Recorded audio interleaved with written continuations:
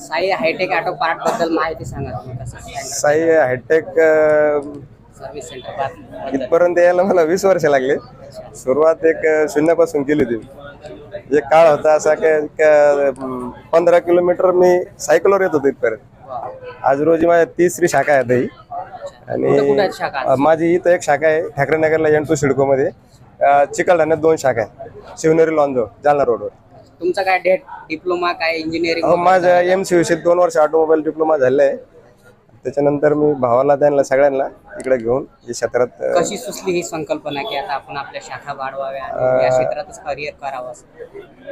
2006 साली मी ज्यावेळेस diploma choose केला त्यावेळेस आपल्या मराठा समाज किंवा हिंदू समाज ह्या लाईनमध्ये मेकॅनिकल ऑटोमोबाईलमध्ये खूप लोक कमी होते. त्यामुळे मी स्वतःहून एक निर्णय घेतला की आपण काहीतरी करायचं आणि ऑटोमोबाईल क्षेत्रात आपलं करिअर घडण. नोकरी तर कोणाला भेटली नाही भेटती त्याच्याविषयी, नोकरी केल्यापेक्षा नोकरी देणारा व्हायला माझी पहिल्यापासून स्वतःची हे होते. काय काय सर्व्हिस असणार आहे याच्यामध्ये? टोटल 2 व्हीलरचे स्पेअर पार्ट मिळणार आपल्याकडे आणि सर्व्हिस भेटणार सगळ्या. टोटल कुठली बी कंपनीची गाडी असो, कशा प्रकारचे ऑइल वगैरे आणि सगळ्या कंपनीचे ब्रँडेड ऑइल, सगळे ब्रँडेड स्पेअर सगळे भेटणार. क्वालिटी बद्दल काय सांगू? नंबर 1 चीच क्वालिटीचं काम बी करणार आहे, नंबर 1 क्वालिटीचंच मटेरियल भेटणार सगळं. किती लोक काम करणार आहे? टाईप वगैरे केला का तो? नाही, कुठल्या कंपनीशी टाईप नाही केलेलं मी. माझं स्वतःच नावाचे. हो. काय नाव सर आपलं? माझं नाव दिलीप भालेकर निपाणीकर. लोकायला काय सांगता म्हणजे लोकांना आमच्याकडे या, एक वेळ सर्व्हिस करून बघा, तुम्हाला नक्कीच परफॉर्मन्स चांगला भेटेल आणि सर्व्हिस पण चांगली भेटेल.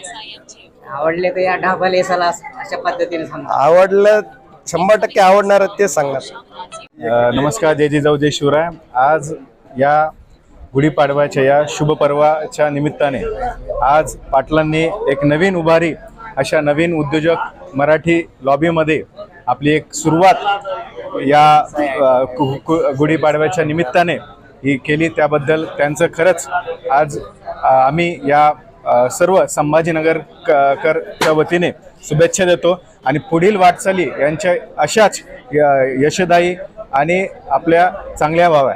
अशा शाखा पण ओपन हो. चौथी शाखा पण, तिसरी शाखा आहे नाही, तिसरी शाखा झालेली. खरंच हे मराठी पाऊल जे आता पुढं जात आहे त्या पद्धतीत तिसरी शाखा, आता चौथी शाखा ही लवकरात लवकर झाली पाहिजे. या शुभ पर्वाच्या निमित्ताने त्यांना खूप खूप शुभेच्छा देतो पाटील. हे व्यवसाय करायलाच पाहिजे, आपण लोक काय सगळे मागं पडले.